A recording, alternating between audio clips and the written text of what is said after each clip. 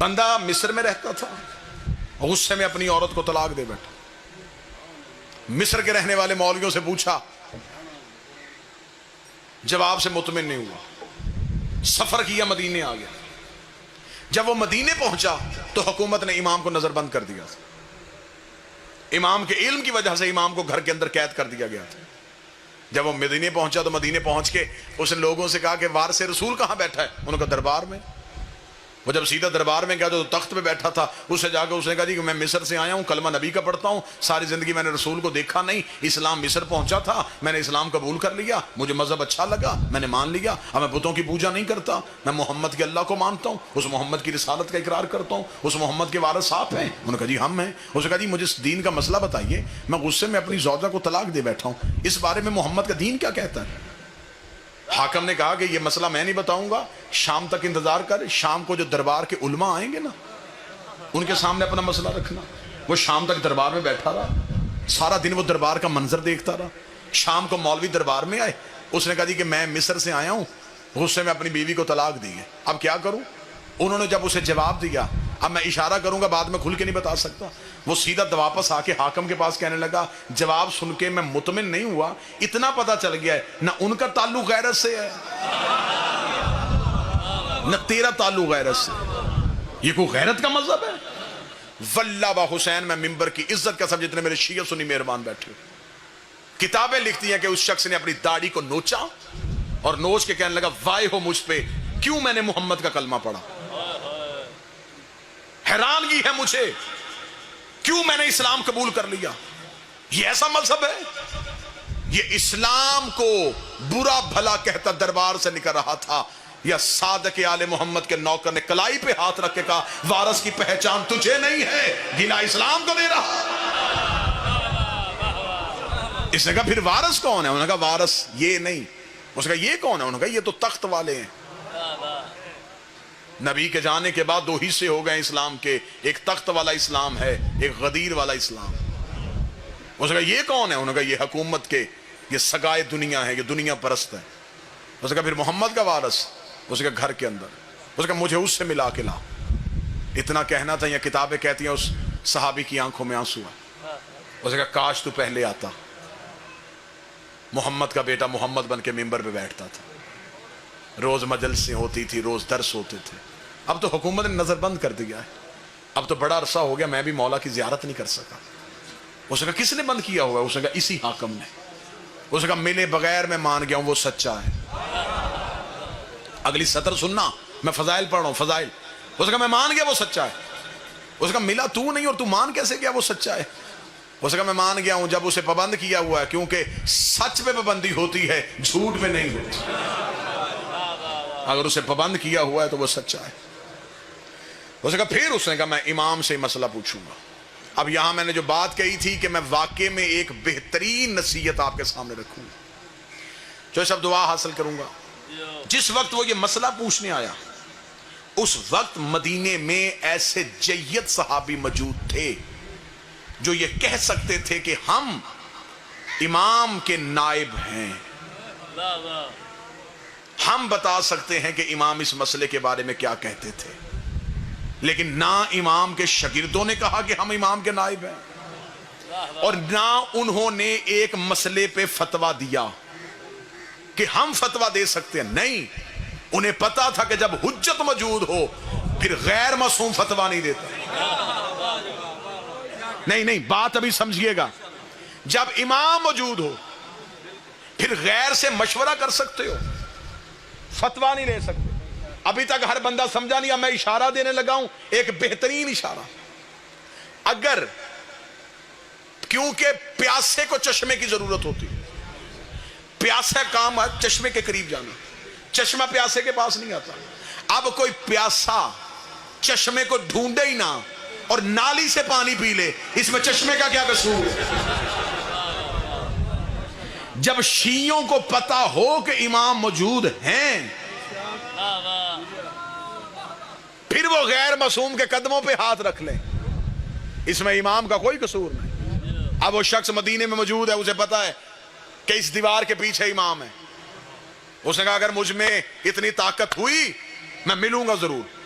صحابیوں نے کہا کیسے مل سکتا ہے، وہ تو نظر بند ہے۔ اس نے کہا مجھے نہیں پتا وہ کہاں ہے، انہیں تو پتا ہے کہ میں یہاں ہوں۔ بس آخری جملے کہنے لگا ہوں اور شیعت کا نتیجہ دینے لگا ہوں۔ اس نے کہا مجھے نہیں پتا وہ کہاں ہے، انہیں تو پتا میں یہاں ہوں، میں ان سے باخبر نہیں، وہ مجھ سے باخبر ہے۔ اگر تو وہ مجھے دیکھ رہا ہے پھر وہ مسئلے کا جواب بھی دے گا، مجھے ملے گا بھی، مجھے بلائے گا بھی۔ انہوں نے کہا ایک دفعہ گلی میں جا کے حالت دیکھ۔ جب وہ محلہ بنی ہاشم میں پہنچا تو اس نے کیا دیکھا؟ سپاہی، فوجیں، چھتوں پہ سپاہی کھڑے۔ امام کی گلی میں مخبروں نے گھر کرائے میں لیے ہوئے تھے، وہ دروازوں کی اندر سے دیکھ رہے تھے کہ امام سے ملنے کوئی نہیں آیا۔ اتنا سخت پہرا۔ چلا گیا مدینے کے باہر۔ میں پوری ذمہ داری کے ساتھ گجرات کی سرزمین پہ یہ اعلان کرنے لگا ہوں، 3 مہینے تک وہ شیعہ مدینے کی گلیوں میں پھرتا رہا، ایک مسئلے کے لیے۔ نہ کسی مولوی سے پوچھا، نہ کسی غیر معصوم سے پوچھا۔ 3 مہینے تک مدینے کی گلیوں میں امام سے ملاقات نہیں ہو رہی۔ تھک کے مدینے کے باہر جا کے بیٹھ گیا، بیٹھ کے کہنے لگا قصور میرا ہے، میرے اندر کوئی ایسی غلطی ہے جس کی وجہ سے تو مجھے مل نہیں رہا۔ شاید تجھے میری محنت پہ یقین نہیں، جنازہ اٹھے گا میرا یہاں سے، تجھے ملے بغیر نہیں جاؤں گا۔ مدینے کے باہر رو رو کے امام سے باتیں کر رہا تھا، یہاں پیچھے سے ایک سبزی فروش گزرا۔ اسے کہنے لگا کہاں جا رہا ہے؟ اسے کہا مدینہ۔ کیا کرنے؟ سبزی بیچنے۔ اسے کہا تو روزانہ جاتا ہے؟ روزانہ جاتا۔ اسے کہا وہ جو مدینے کے اندر محلہ بنی ہاشم ہے کبھی وہاں بھی گیا ہے؟ اسے کہا ہاں جاتا ہوں روزانہ، سبزی جو بیچتا ہوں، میرا کاروبار ہے، میں جاتا ہوں وہاں پہ۔ ایک لمحے کے لیے اسے امید کی کرن آئی۔ اسے کہا رک رک رک رک رک، سبزی بیچے گا؟ اسے کہا کیا لے گا؟ اسے کہا ساری سبزی بیچ۔ نہیں، شاید آپ ابھی تک ذہنی طور پہ قریب نہیں ہوئے۔ اب میں جس دہلیز میں داخل ہونے لگا ہوں، اب تمہارے جسم یہاں ہوں گے، روحیں یہاں نہیں ہوں گی۔ سبزی بیچے گا؟ اسے کہا کتنی؟ اسے کہا ساری۔ لباس بھی بیچ دے، میرے کپڑے تو پہن، اپنے کپڑے مجھے پہنو۔ سبزی فروش بن گیا، سر پہ رکھی سبزی کی ٹوکری، سبزی فروش بن کے مدینے میں داخل ہوا۔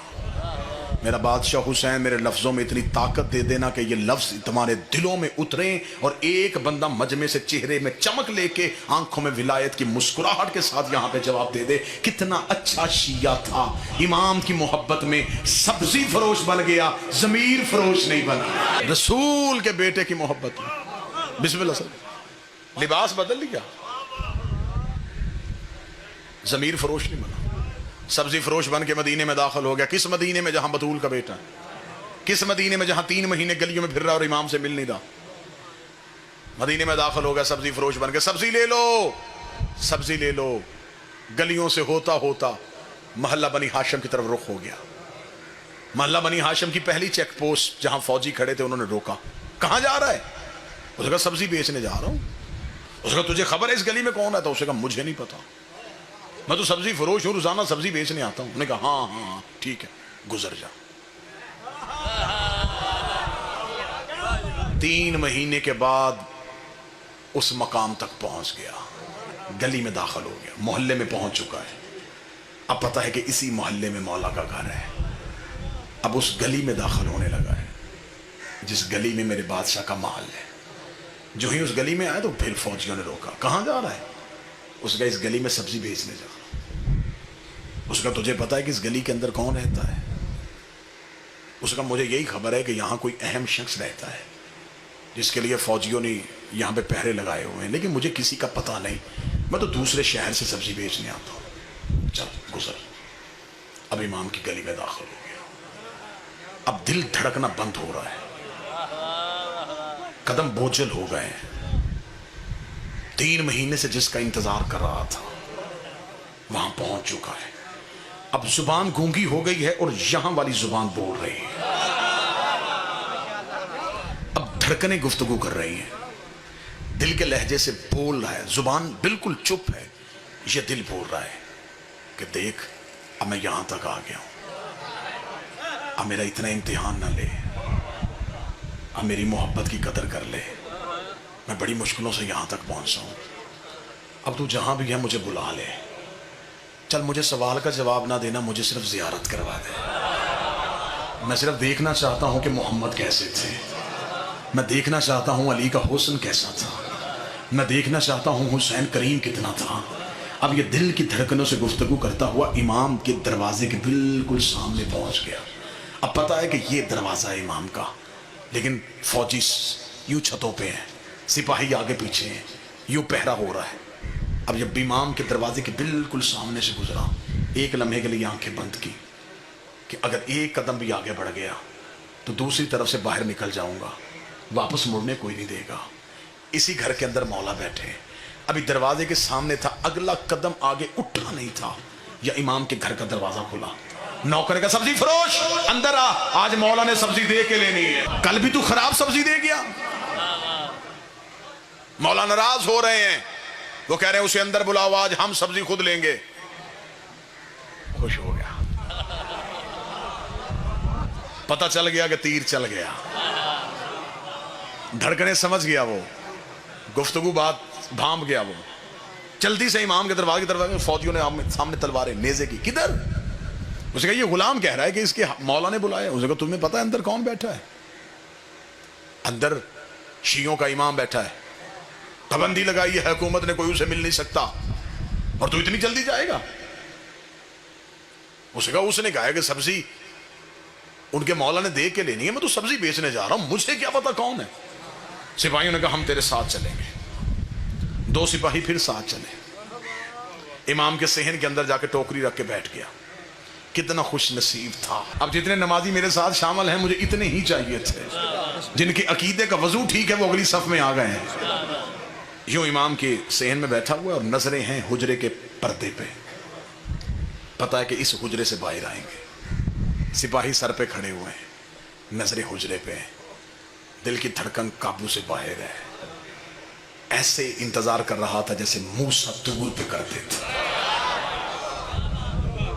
یک لخت حجرے کا پردہ اٹھا، امام کا پہلا قدم صحن میں آیا، سر پہ رسول والا امامہ، ابو طالب کی ابا، ہاشم کی دستار، عصائے موسیٰ کو ہاتھ میں لیے ہوئے، انگشتری سلیمان کو انگوٹھی میں پہنے ہوئے، چہرے پہ حسن والی مسکراہٹ، علی والا حسن۔ یہ امام کو ایسے دیکھ رہا تھا جیسے مصر کی عورتیں یوسف دیکھ رہے ہیں۔ اگلے ہی لمحے میں مہتاب امامت اس کے پہلو میں آ گیا، امام اس کے قریب آ کے بیٹھ گئے، خوشبو ولایت کو اس نے سونگھنا شروع کیا۔ امام نے اس کے قریب بیٹھ کے ٹوکری سے کپڑا ہٹایا، امام نے سبزی چننی شروع کی۔ یہ امام کا چہرہ دیکھ رہا ہے، سوالی کو سوال بھول گیا، سائل کو خبر ہی نہیں کہ میں کہاں پہ ہوں۔ یہ امام کا چہرہ دیکھ رہا تھا، اس نے سپاہیوں کی طرف دیکھا، اپنا چہرہ امام کے بالکل قریب کیا۔ اب یہ چہرہ قریب کر رہا تھا، امام نے کہا تیری طلاق نہیں ہوئی۔